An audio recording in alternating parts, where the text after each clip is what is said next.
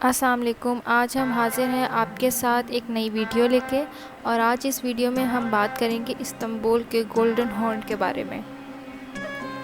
Istanbul کا سنہری سینگ پانی کی ایک قدرتی بندرگاہ ہے جو کہ بحیرہ مرمرا کو آبنائے باسفورس سے ملاتا ہے۔ آبنا یا اسٹریٹ پتلی سی پانی کی گزرگاہ کو کہتے ہیں۔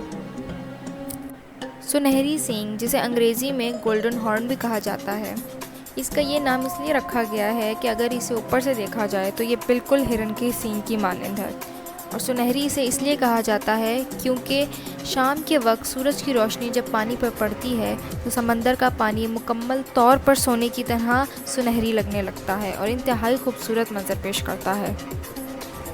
استنبول کا یہ سنہری سینگ اس شہر کو دو حصوں میں بانٹتا ہے۔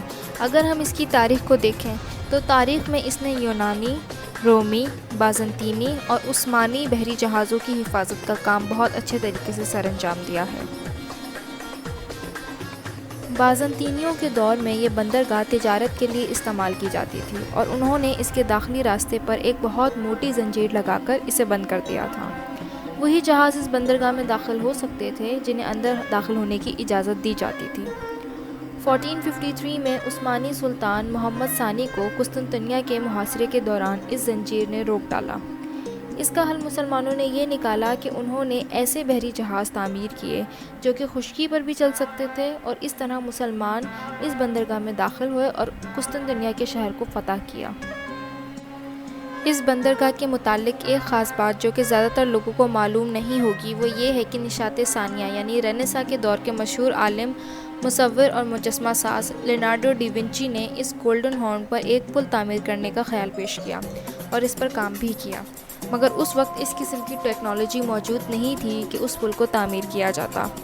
تقریباً 300 سال بعد اسی خیال کو مد نظر رکھتے ہوئے گولڈن ہارن برج کی تعمیر کی گئی، اور لیونارڈو ڈی ونچی کے بنائے ہوئے ڈیزائن آج بھی اٹلی کے شہر میلان کے میوزیم میں موجود ہیں۔